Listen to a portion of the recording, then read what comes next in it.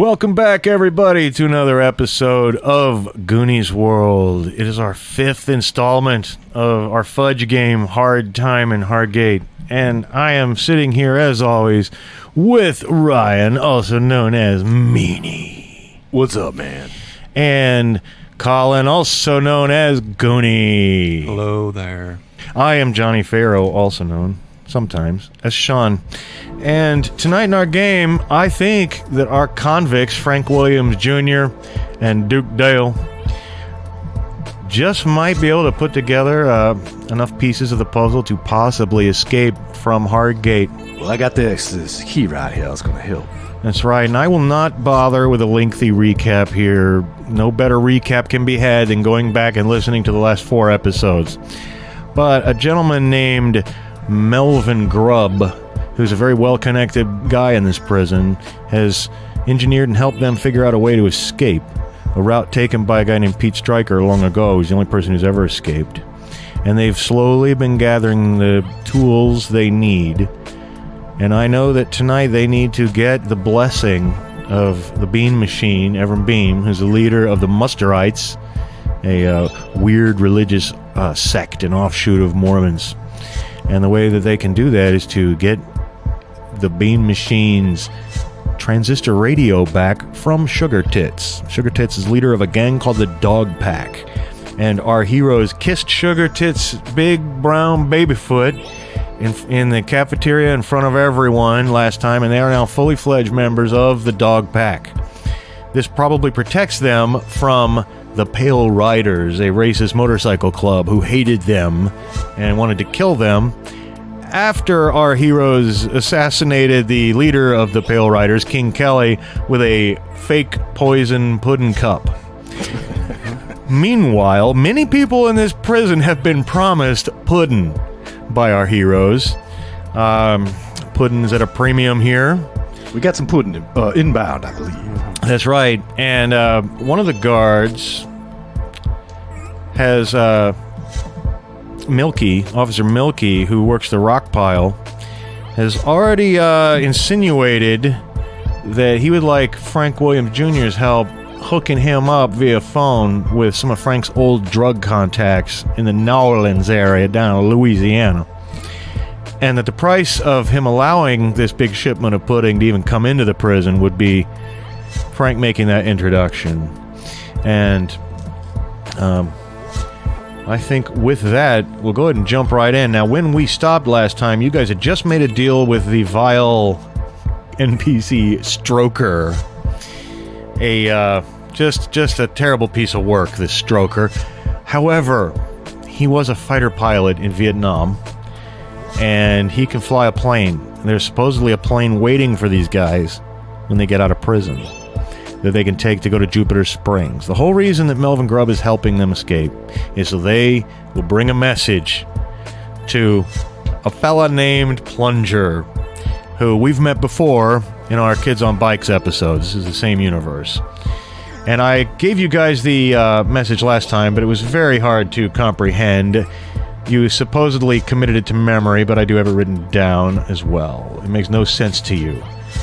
But first things first, you can't deliver a message until you get out of Hardgate. Now, you think that your pudding will get here tomorrow night.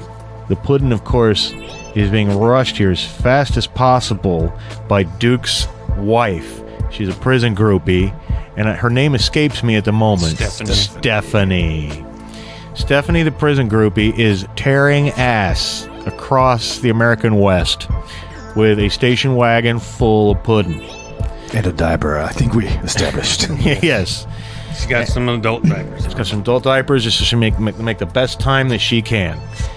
And so, do you have anything else that you want to do that evening after your discussion with Stroker, in which he has agreed to escape with you and then fly the plane, although he's also threatened that the second that plane lands, you guys are dead. And we'll see how that goes.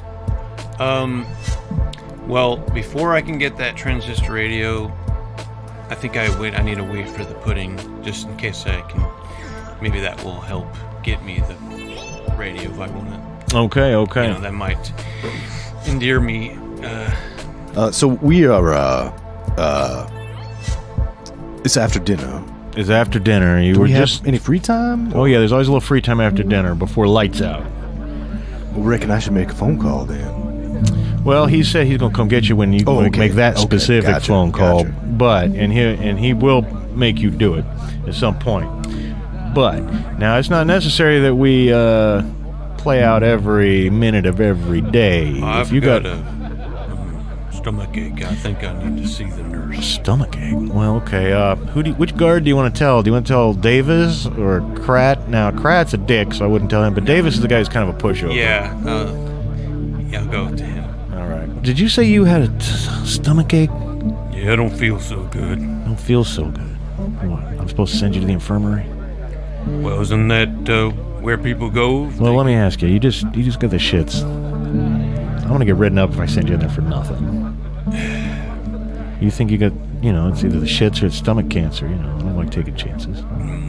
It could be both. But listen, nobody wants to have the shits in a cell with a cellmate, Yeah, I know, but I've been real lenient lately, and man, Krat, he's got his eye on me. Could be contagious, Contagious. Yeah. Huh. Make an ego roll. It's just like we need at least there's a good result here, which will be a stretch for you, as you have a fair ego. But it looks like you got a good result. Well, the +1 brings up to good. All right. Look, I hope you're really sick, because it makes me look bad if I'm soft-hearted with you guys. I just would like to say thank you because now that we are cellmates, I did not want to have to deal with that. All right, I understand. Okay, you get into the infirmary. Let's go. Well, I don't know what you're going to do for the moment, Frank, but Davis walks you over to the admin building, takes you in, go through the office and into the infirmary. Dr. Timothy Scroat, who's the prison physician, he lives, nearby in West Wells, and comes in here, and he keeps more or less, day hours. He looks like he's ready to close up and go for the day, and he sees you coming, he audibly sighs. Sorry, this one Doc. this one says he's got could be contagious. Food poisoning. Could be stomach cancer. Or that. Oh, you sure you just don't have the shits? Says Dr. Scroat. I do, but it's related to something I ate, which could be poisonous. Or All right, come in here. Sit down on the table. All right, and he takes your blood pressure and stethoscope. Okay, everything seems all right. check my blood sugar. Check your blood sugar. Were you diabetic? I think I might be. He goes over to the file cabinet and opens up. Dale. Nothing in here about diabetes. Well, I think I got some now. All right. Well, I'm gonna have to do a workup on you. I'm gonna take some blood. All right, we're gonna take some blood. We're gonna test it. And in the meantime, I'm gonna need you to go ahead and pull down those pants and bend over the table. Let's take a look at what we got going on here. All right. So you pull down your pants. Yeah. All right, and you bend over the table, and Can I, while he's doing that, I just kind of want to look around and see if I can see. totally, because he's not just going to give you, I think, what you're looking for just because you asked for it, but he's going to be busy for a minute, and so you're looking around the room, and you think you can reach. I got him distracted with my hemorrhoids, so I'm gonna. Well, there's a little refrigerator and everything, and with a glass window that you can see. There's all kinds of insulin medication and other things like that in there for diabetics, and he's also got other medications and shots. These guys who have prescriptions, but their names are on all of them, and there is there's one for Leonard Gross. And you've heard Sugar Tits referred to as Sugar Tits Leonard. And you're getting the feeling that Leonard Gross might be Sugar Tits. Oh boy, we got a lot of problems going on down here. Okay, do you usually have problems with constipation? It's kind of it alternates between that and diarrhea. You've been straining a lot lately, it looks like. Oh yeah, well, things go in and things go out. It almost looks like you shit a shiv out of your butt or something. It almost looks like you've had a sharpened plastic object up in here. Almost feels like that. Okay, you're gonna feel a little pressure, and then whoa, he's got at least a couple fingers in there. Well, okay, I'm shining a flashlight up in here now. Do you want to try to reach over and get some? You know, like I was gonna ask, like how close if I reach my hand out, if I can just like kind of. That's what I'm talking about. Palm Yeah. one and. Well, I think you could do that, but you know, it would take at least good cunning to pull this off. Now, Right. meanwhile, he's like, "Whoa, boy, yeah, hey, whoa. When's the last time you've had a full-on colonoscopy, proctology exam? Oh shit, that's a pretty good result you've got there. That is a trans superb. Yep. It's better than superb. Yeah, you got not just one little insulin shot, but a couple of them. A small syringes. handful of syringes, and they're not. You know, they don't work like a normal. They don't look like a normal syringe. They're somewhat medicated. They're mostly covered in plastic, where only the tiniest little tip of the needle is actually showing, and it's sort of thicker, you know. Mm-hmm. But you've definitely got a handful of them. You got 3 of them, and he hasn't noticed it yet. And just as you got him in your hand, he goes, "Well," and he stands up, and you hear the rubber glove come off and go into the little wastebasket with the biohazard symbol on it. I tell you what, I'm a little concerned about something I've seen in there, Mr. Dale. I would like you to, I'm going to schedule you for a colonoscopy. Oh boy. I'm, a gentleman your age, prostate troubles or something not to take lightly. When's the last time you were checked for prostate cancer? Oh, I've been in. Probably never. Okay, well, I'm just going to take this blood, and then I'm going to fill out some paperwork, and you just sit there tight. Here's an ice pack for your ass. Now, meanwhile, having left each other in the yard, Frank, do you occupy your time in any special way while you're... Well, I think I just want to, like, hang out with the dog pack and just kind of get to know these guys a little bit and stuff. Considering that they're somewhat likely to have to, like, bail me out of trouble in the next day or so. Probably so. Now, during your free time, of course, you are in your new cell block B. You've been moved from C.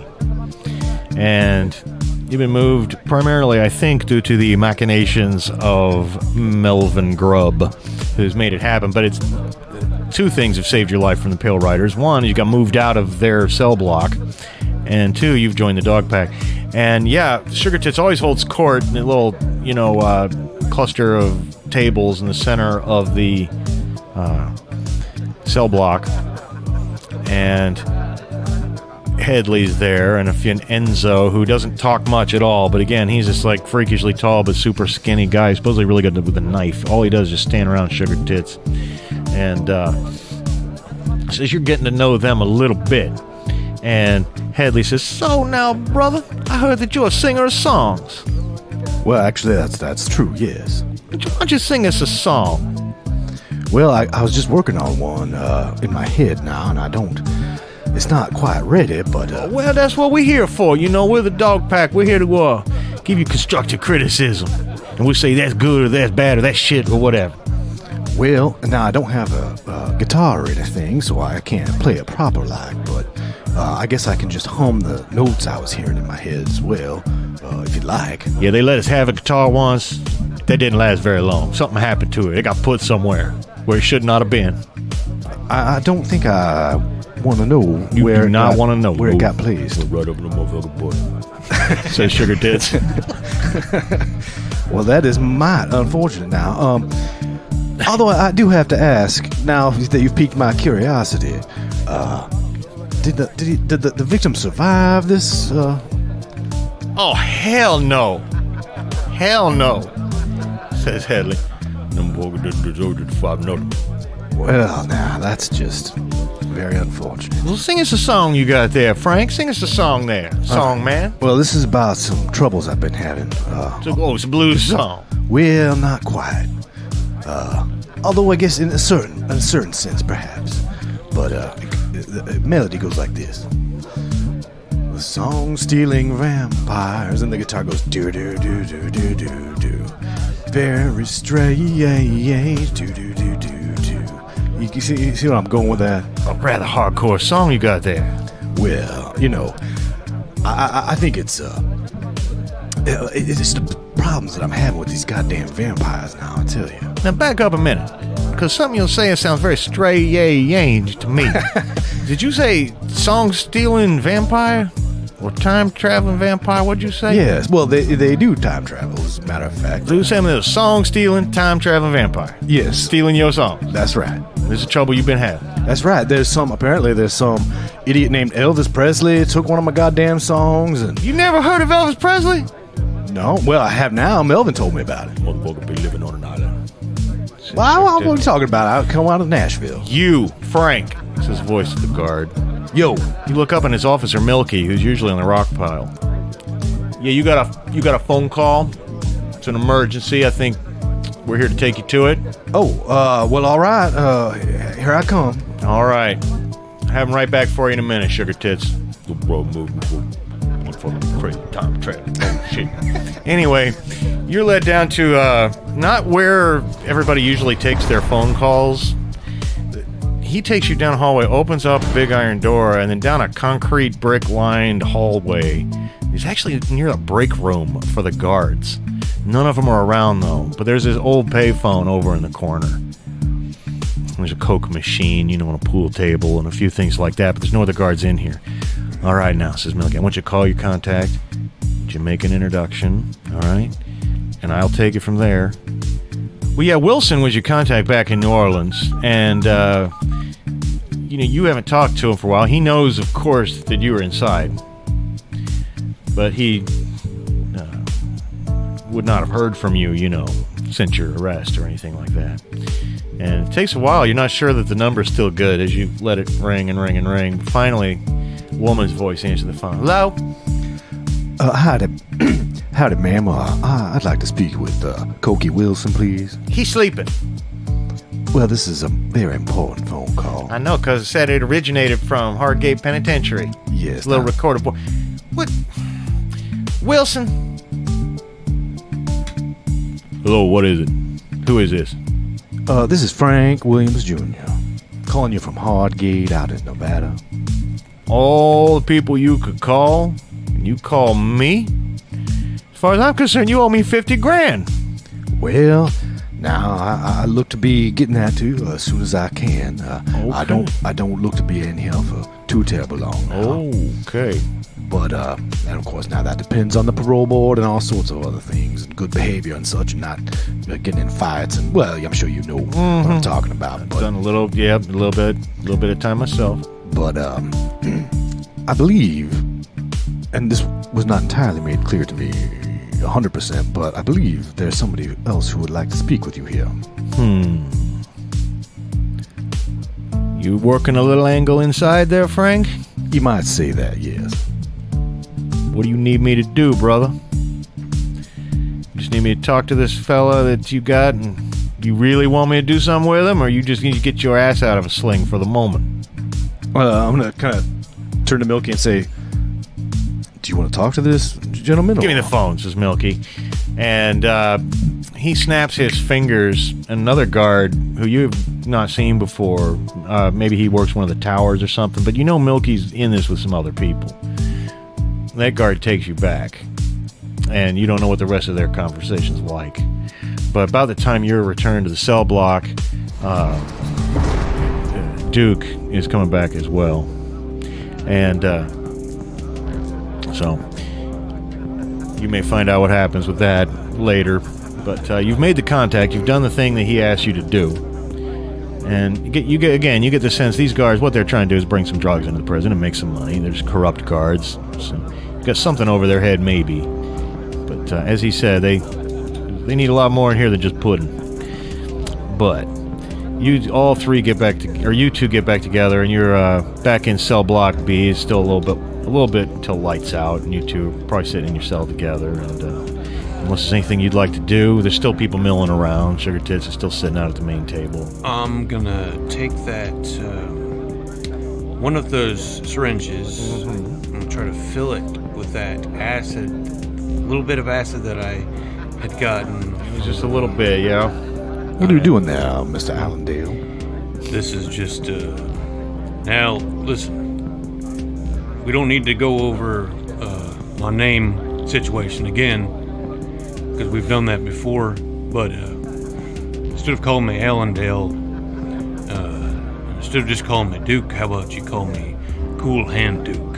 Cool Hand Duke. I've been thinking about that one for a while, and I think I'd like people to start calling me that. Well, all right. I reckon I can do that, Mr. Cool Hand Duke. Now, what the hell are you doing right there? Well, I just got some of this acid, and I put it in this syringe, and then we got a weapon of sorts, you know? I mean, you gotta get nice and close and intimate to use it, but if Stroker gives us a problem, you know, on our way out of here, I think this might be a good way to stick him. I got you.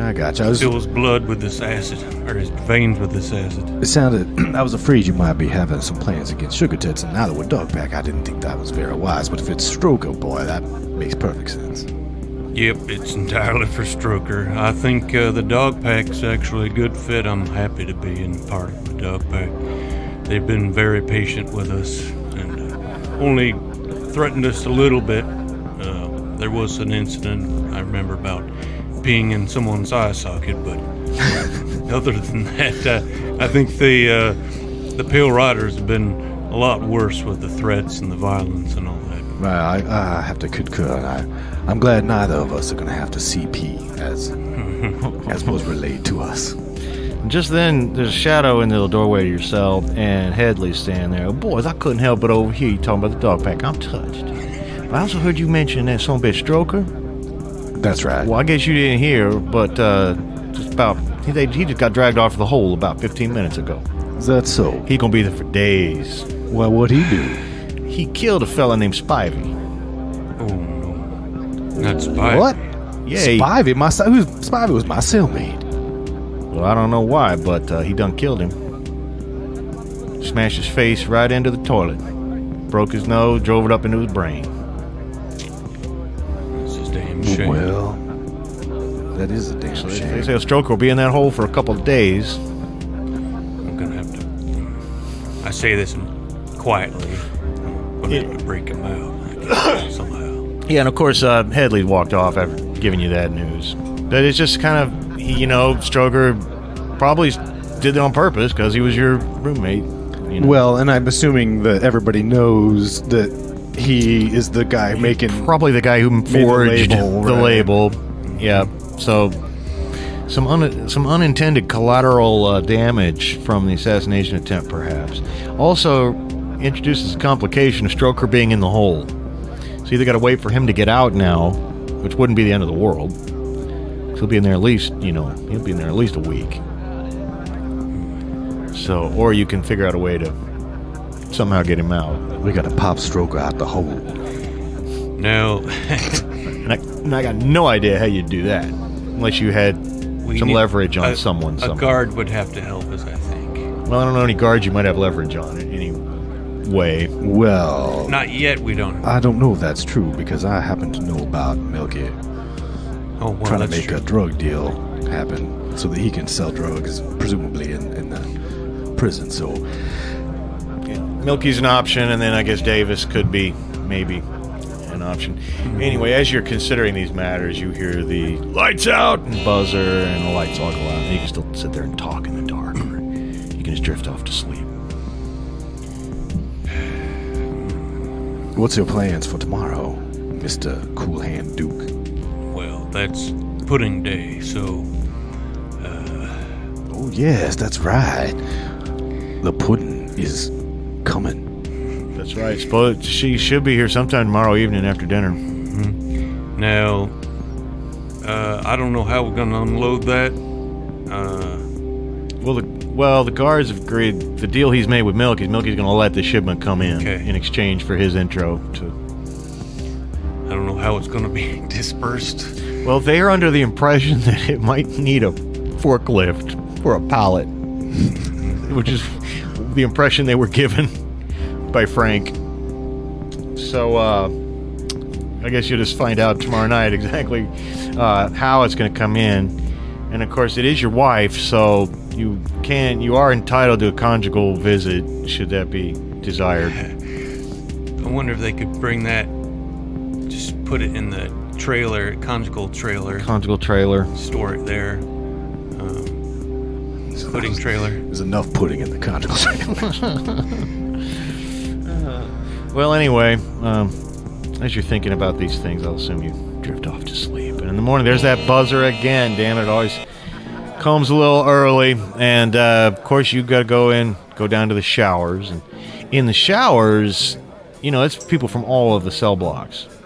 So, now if there's anything you want to talk about with each other before you get to the showers, there's a walk down to the showers. But soon enough, you find yourself in the shower. And once you're down in the shower, there's a big shadow behind you, and Ross the Hoss is standing there. So I guess you're members of the dog pack now. That's right, Mr. Woof, Hoss. woof. You done, cute. You done kissed that big foot, huh?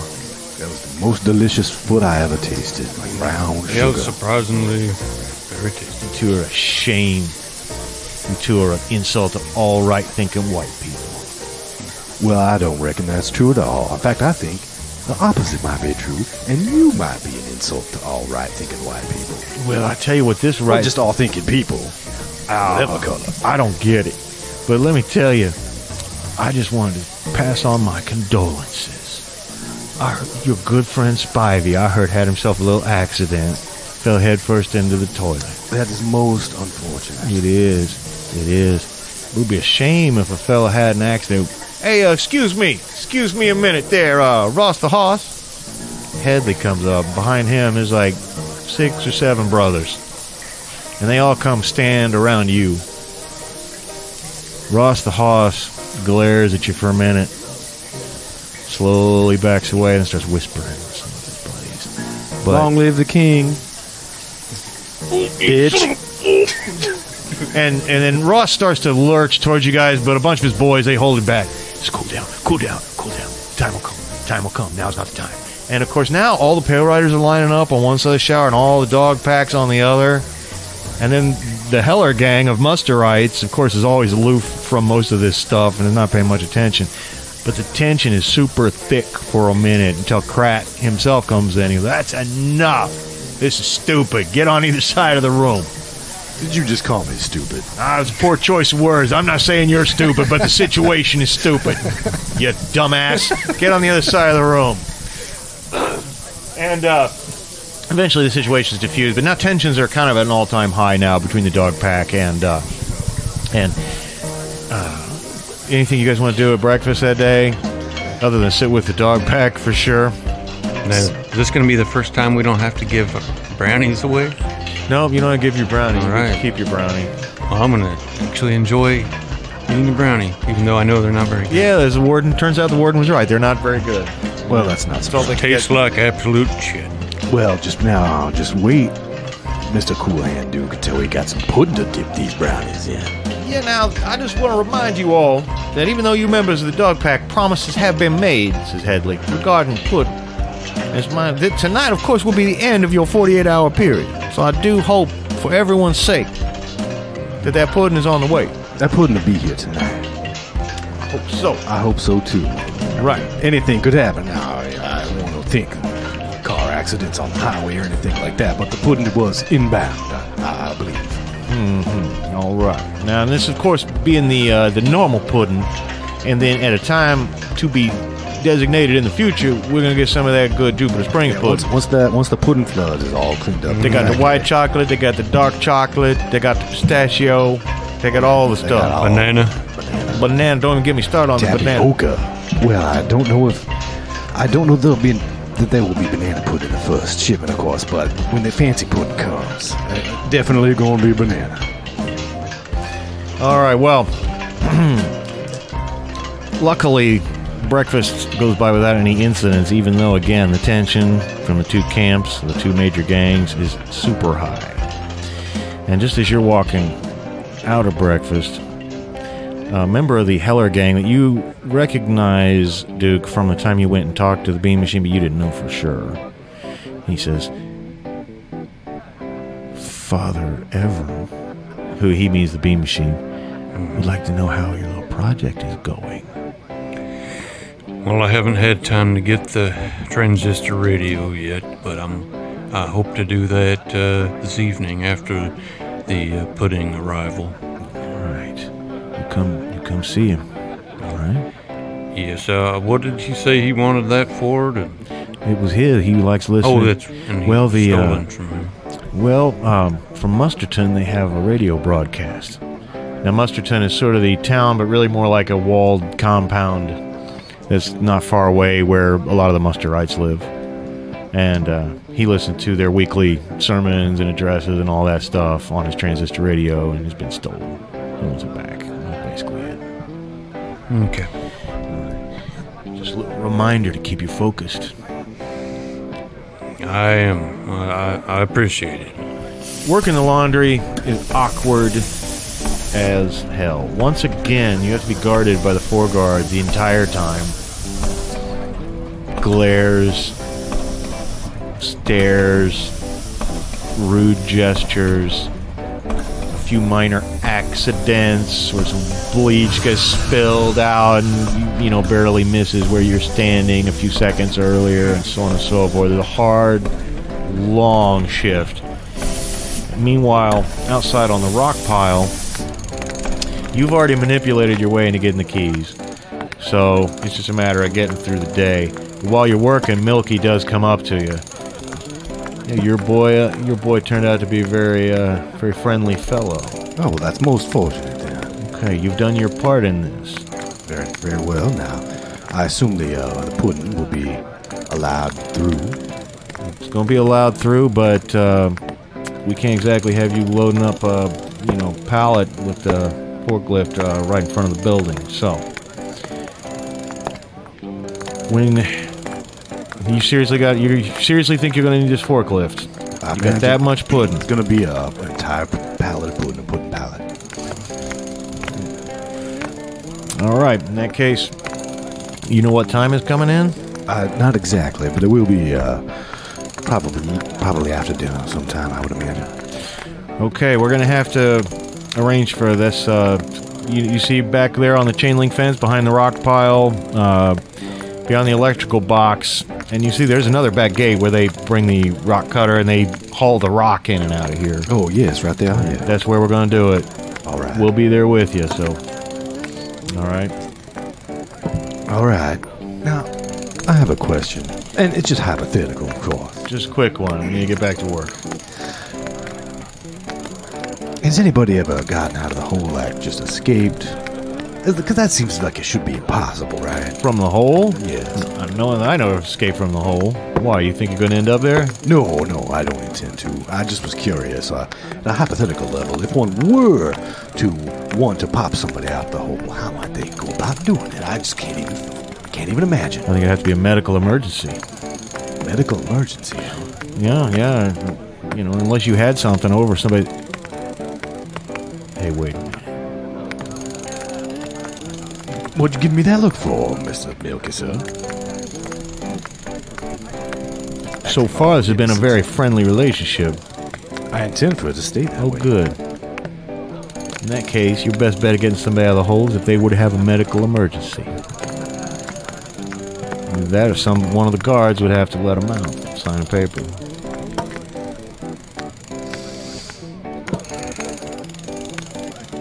Well, but now, if I were to want to communicate this information about needing to have a medical emergency to someone currently in the hole, that would be very difficult, but a guard might be able to do that. He might. He was properly motivated. Listen, there's only one guy in the hole right now. What the hell do you want Stroker out for? I thought he was going to kill you. Oh, well, he might. But let's just say, I have a need, to borrow him. Were you going to turn him over to the dog pack or something?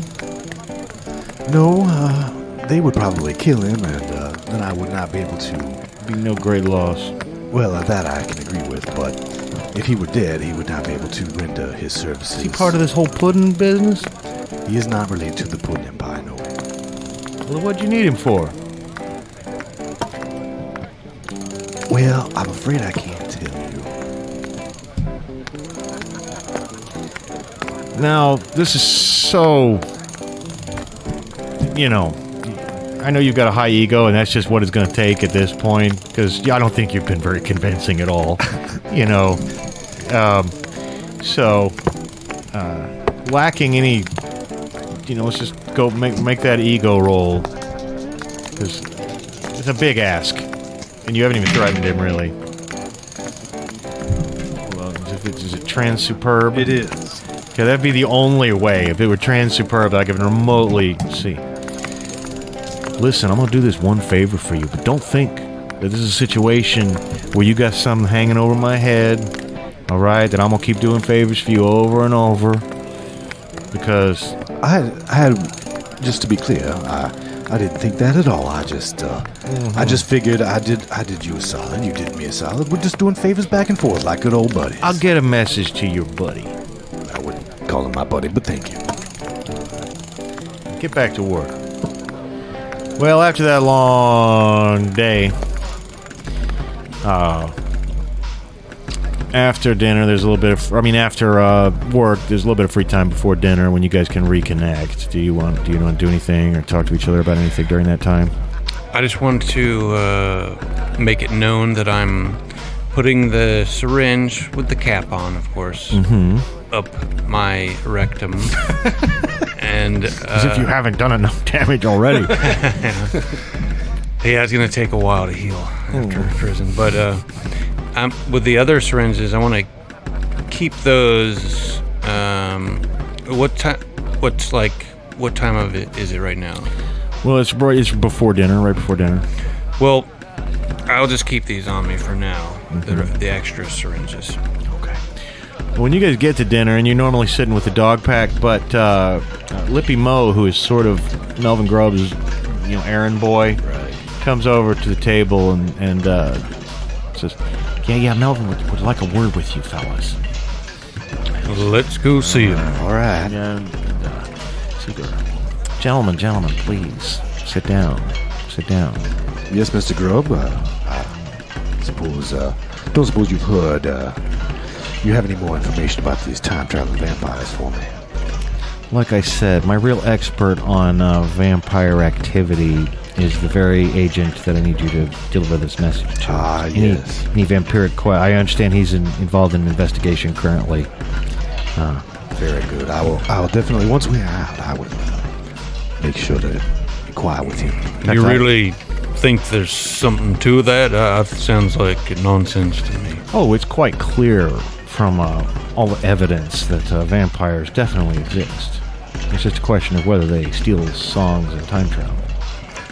But I told you before, time travel is definitely possible, and I could tell you a lot more, except it would really cause irreparable harm to the space-time continuum. Well, let's not do that. I don't think I want to damage the space-time continuum. All right, now, fellas, I've heard a little something. Your buddy, I don't know if it's through your doing or not, Stroker is currently in the infirmary right now. Yeah, a little setback. Well, he's out of the hole and in the infirmary. The infirmary. That's better. Yes, but bad news is, it's my understanding he will be there under observation for 48 hours.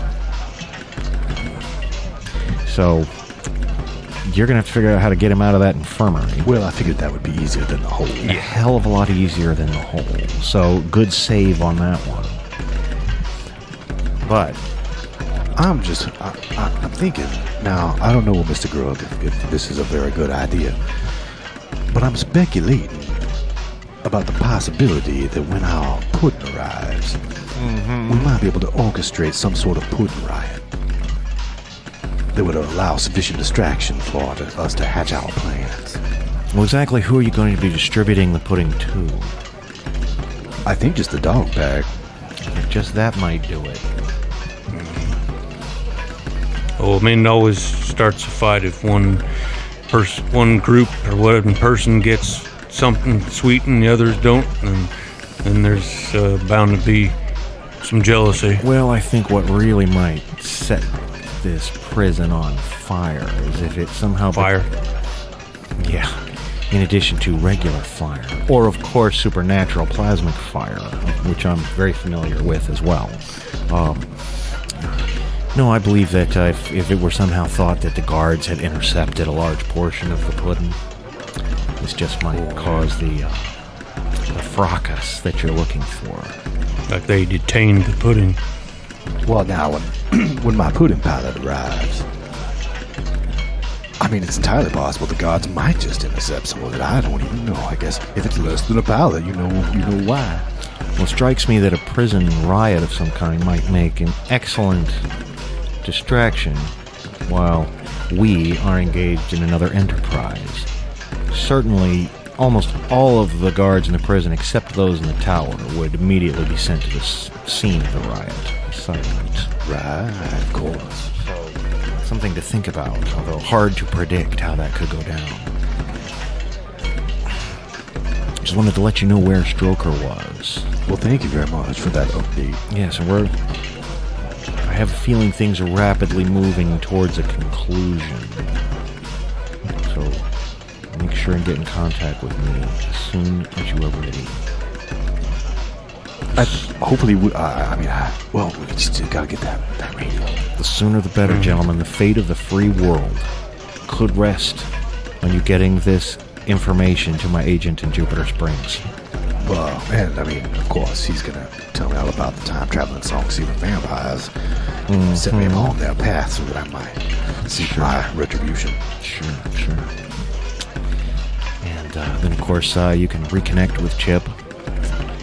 And young Chip Dale, currently Chip Estrada, of course. Yeah, his mom was part Latina. And you know how I always had a thing for the Latina ladies. I always said, if you ain't Latina, I don't want that vagina. You know how I said that. Yes, I've read your file. I work as a file clerk. That's how I can pull so many strings. Actually, it's funny because I used to call her sugar tits, but I'd say it in Spanish, so it was like titas dulce. It's actually very pretty. Yes. Oh yeah, it's better in Spanish. She loved it. Well, I think everything is better in Spanish, really. Well, that buzzer sounds, dinner's over, and you've got, again, all this free time before lights out, and that is one of the times that visiting is allowed, and people have, had visitors come and go. Other people have the whole time you've been here, but you've never actually been to the visitors center or anything like that. But as you guys are walking back across the yard, Davis comes up to you and goes, Duke. It's, I'm going by Cool Hand Duke, but okay. Cool. Okay. Yeah, okay, I see what you did. That's great. Hey, listen, you've got a visitor. Oh, must be my wife, my old lady. The pudding has arrived. She asked for the conjugal trailer. Oh, you bet she did. Well, look, you're supposed to schedule these things much further in advance. Oh, damn. I went ahead and I pulled a few strings for you, but... Oh, thank you so much. You know how it is with... We talked about our wives. Yeah, we talked about her before. I know how you feel about her, so... I'll tell you about everything. Okay. How it goes. Well, he takes you off, and Frank, we'll get to you in a minute, find out what you got going on. But you are Duke marched off to the visiting area. And before they take you into the conjugal trailer, though, it's just your standard glass, screen separating you, and there you see her looking tired. Dark circles under her eyes. I'm so happy to see you, Puddin'. I'm so happy to see you too, baby cakes. I just missed you so bad. I was talking to the no. Yeah, I brought whole. Oh, I was hoping you'd come through. I knew you would. Yeah, I got the whole back of the station wagon's full of pudding. Oh boy. I bought out everything in the Hy-Vee and the Piggly Wiggly. Oh. And the Wild Woodies. Yes. And the United Supers. Oh, I'm okay. Yeah. Oh, and the Price Choppers. and the Krogers that I found on the way. And every time I stopped, I bought all the pudding. And now I got 37 cents. I can't get home. Well, honey, you can always hitchhike, I suppose. Yes, gas and grass. No, but, honey, well, I hoped you'd stay. Maybe they just let you, sleep in the conjugal trailer. You can live there. I don't think that's gonna work. No? I don't think so, no. Well, I guess, you're gonna have to ask your mom to come get you or something. I'm sorry about that, but you really came through. I'm so proud of you. And I can't wait to see you in the trailer. And I hope that they'll let us bring in some of that pudding into the trailer. Oh, baby, you nasty. You know I am. Well, eventually they get you hooked up in the conjugal trailer, and we won't role play out that whole sequence. But meanwhile, the guards have taken it upon themselves, though. I just have one question. Yeah. Is there pudding actually involved? Oh, yeah. Okay. Let your mind wander, listener.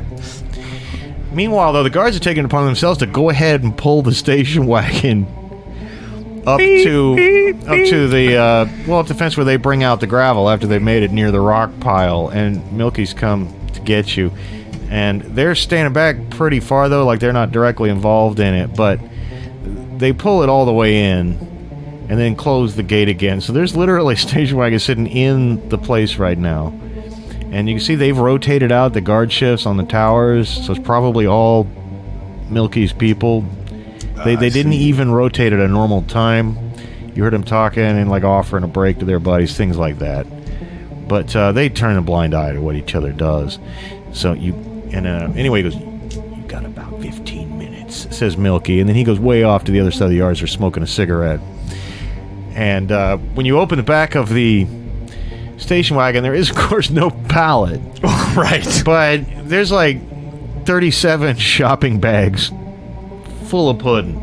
There's shopping bags, as she said, from the Piggly Wigglies and the Kroger's and all the, grocery stores that she's passed. And so there's no pallet to load things on.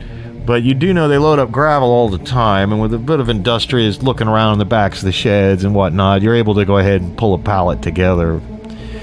And it takes a while to load up all that pudding and then figure to not make it fall off. It's awkward to stack because they're all in paper bags and so on and so forth. But just about the time it's getting good and dark, you've got all that pudding loaded up on the pallet and get it up onto the forklift. One of the guards comes and drives the station wagon out back over to the parking lot. And Milky comes up and he goes, "All right, so where are you putting it?" Well, I didn't think that far ahead. I suppose. I mean, I would like to just present it to Sugar Tits as a gift. On a pallet? I mean, I I can't have the wooden pallet full of pudding sitting around. And that's gonna... No. Now listen, take a bag of it. We're going to take the rest of this pudding, and I want you to drive it up there to you see the dock behind the administration building? Yes. Drop it off on that dock. We'll pull it in, and we'll keep hold of it for a while until you can find a good storage place and you dole it out. So we'll just... You tell them the guards are holding on to the pudding. Oh, boy, I'm not sure how that's going to go, but I suppose that's how it's going to have to go. We're just holding on to it for you, brother. Well, when and how can I retrieve it? I say a bag at a time. Just make sure that our relationship stays nice and steady. You know what I mean, friend. I see. All right. Yeah, I think that sounds reasonable. All right, well, I will take this bag of pudding and present it to Sugar Tits. All right, good luck. And so, with Milky, who's, devious, but he could be a lot worse. He's at least works with you on a fairly even kill basis, but he's protecting himself. And he's going to lord some power over this whole pudding situation by doling it out a little bit at a time to you, which might just work in your favor, though. We'll see. Meanwhile, the trailer is just like rocking back and forth, almost ready to fall off the cinder blocks it's, popped up on. But eventually, your time is up for that. And Krat, being the dick that he is, doesn't let you have any extra time or anything. and you get your last desperate hugs and kisses from. She's gonna, what am I supposed to do, baby? Where am I supposed to go? I said sleep in the car out in the wilderness. I guess I'll go to West Wells and see if maybe they got a YWCA. Oh yeah, yeah. I mean, I used to be able to find a place to stay no matter what, but I don't know. We'll go back to them days. No. Yeah, I'm sorry about that, but maybe one of them casinos will give me a job and I can get an advance. I can still dance. I still got it, can't I? I can still dance, can't I? Oh yeah. Maybe they'll give me a little advance. Well, if that's what you want to do, I can't sleep out on the No. the scorpions gonna get me. I won't let you do that. I think you either try to find a Y or you try to get a job, you know. Okay, well, baby, I'm gonna call you tomorrow here at the prison, okay? I'm gonna call you tomorrow. They say I can come back next week.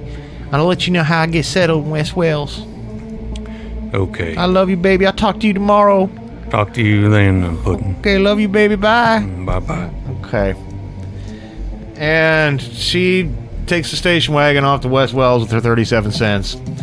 And who knows what she's going to end up doing.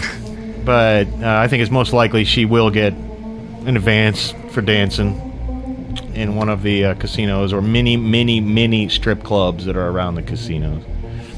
And so the two of you now have joined back up in the yard roughly more or less the same time. And when you come back in from the visitor center, Duke, you see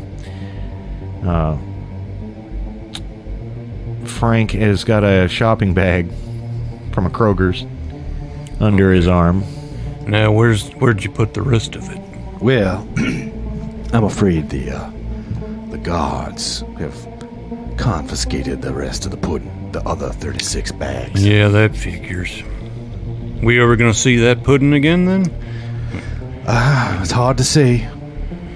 Well, at least we got this bag we give Sugar Tits, but I was hoping to have a lot more than that, but we'll see what happens, what we can do with this.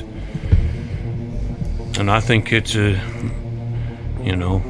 good time to maybe go pay Sugar Tits a visit.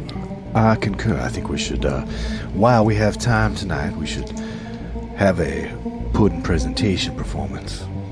All right, well, you guys can go back into the cell block. It's still free time here. And so to everybody's eyes open, there's this wide-eyed, slack-jawed, drooling silence as you guys walk into cell block B holding the Kroger's bag full of pudding. And as you approach Sugar Tits with the bag, what do you have any words of? I'm gonna hold As it promised. high above my head. Yeah, it's like the Lion King. You say you hold it up over your head. The second you do, the whole place like the whole place just cheers. The place gets pandemonium as you raise the pudding up over your head, and Headley comes up and takes out one of the puddings and like holds it like it's an idol, and he takes a little plastic spoon out of his shirt pocket, his jumpsuit pocket, and cleans it a little bit, and he peels the lid off the pudding, and then he hands it out to Sugar Tits. Sugar Tits takes the pudding and he looks at it for a minute, and he goes, The old motherfucker be trying to pudding first. I heard you've been passing bad pudding. Well, and of course he knows full well, but he's gonna make you taste it first. well, of course, if you insist. I had some earlier, actually, in the trailer, but I'll have some now as well. It's good stuff. Okay, so after you taste the pudding, Sugar Tits tastes. Everybody's like totally silent. Also, Sugar Tits takes a bite of the pudding. He swishes it around his mouth a little bit. And he spits it back in the cup like he's tasting wine. It's an earthy pudding. Not the best pudding. Well, it's not Jupiter Springs pudding, that's for sure. They got a nana pudding in there. Well, I have not looked through the entire We got a bag. nana right here, says Headley. And he goes, Well, give me that banana. And then when he eats the banana, and his eyeballs just roll up into the top of his head. He makes this orgasmic face as he eats banana, and Headley goes, "He likes it! He likes it, everybody! Sugar Tits likes it!" And then Sugar Tits snaps his fingers, and everybody just tears towards the bag, and the bag's ripped into 1,000 pieces. There's pudding cups flying everywhere. Everybody's going for the pudding. And while they're doing that, I want to look and see if I can see that radio lying around. well, it's not right by him. He's not in his cell. He's sitting out in the field. But right now, it's pudding pandemonium. It might be a decent time. And Headley made sure Sugar Tits has got a few cups. While they're all fighting over the pudding, maybe you could go up towards his cell and see if you can get in there and see if you see it. Yep.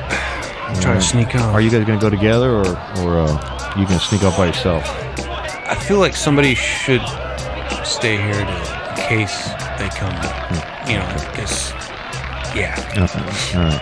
So during this pudding pandemonium that's happening down below in the main part of the cell block, Duke, you go up the metal stairs onto the second level of the cell block where the balcony is. It's all covered with chain link, so people can't jump or throw each other off.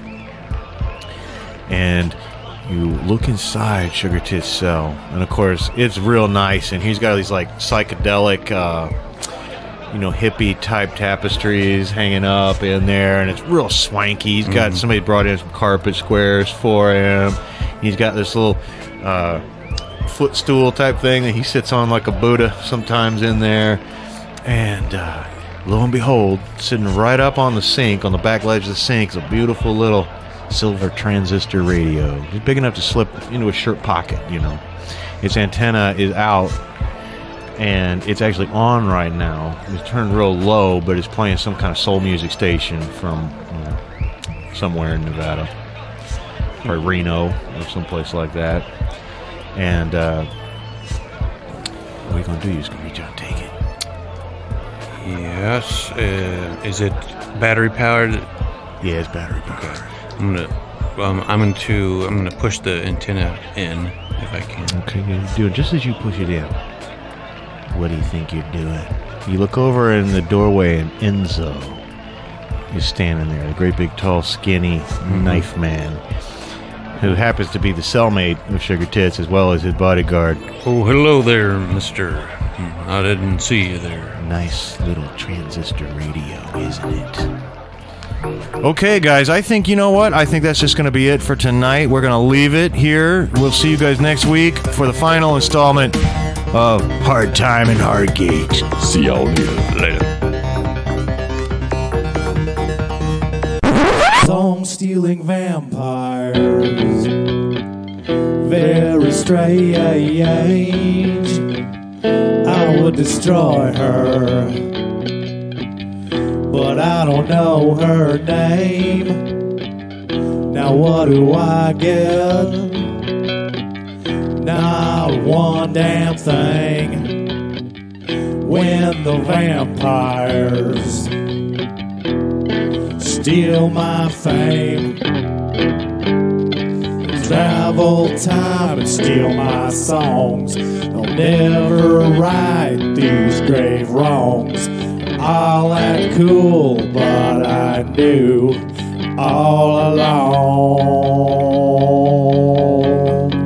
They travel through time and they steal what is rightfully mine.